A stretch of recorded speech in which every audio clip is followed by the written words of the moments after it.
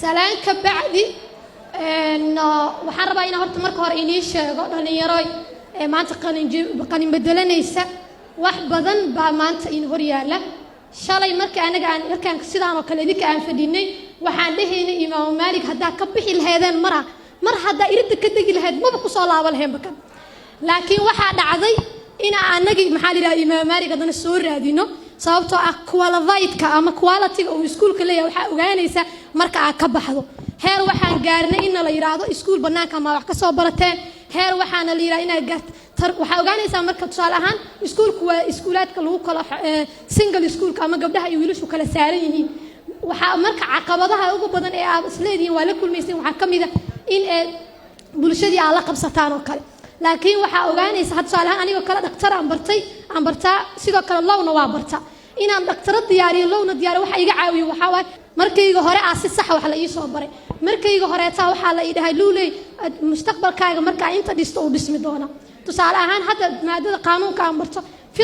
fiqiga aan qaato usuusha inta badan xadiisyada ma xifdiyo kas markayga hore aan soo xifdiyay markaas waxa ii soo hor istaaga mar walba macallinkayga tarbiyada ii dhigi jiray waxa ii soo hor istaaga asagoo iigu celcelinaya asagoo ii sharxaya marka nimcada ah haysataan maanta ma dareemi doontaa laakiin markaad banaanka tagto oo aad la tagto iskuulaad aan carabiga ba aqooninba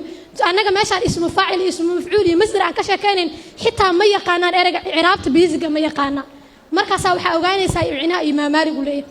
taas waa ordina iskuulkiina ku xamdisaan soo xasuusataan waaba soo xasuusan doontaan hadda aan iga sii qaato dardaarankaas tan kale xigta waxa rabaa inaan inii sheego waxyaabaha loo baahan yahay oo wadanka u baahan yahay waxa kamid ah waxa la yiraahdo civic education-ka iskuulka waxaan rabaa inaan kula dardaarmo maamulkiisa guud markii aan banaanka magaaladii tagnay ee aan jaamacada bilawnay dad badan la macaamilay waxa ogaanay wadankayaga dhibaatada haysata waxyaabaha looga bixi karo waxa kamid ah in civic education-kii laga shaqeeyo in waxa qofka ardayga marka hore la soo baro muwaadinimada iyo dawladnimada iyo waajibaadka saaran markaas ayuu wuxuu dareemi karaa waajibka iyo micnaha nolosha ay leedahay marka iskuulka waxaan ka codsanayaa xiisooyinka qaar in lagu daro ardaydii la baro taariikhdii civic education-kii muwaadinimadii waajibaadkii saaran ay wax badan ka ogaadaan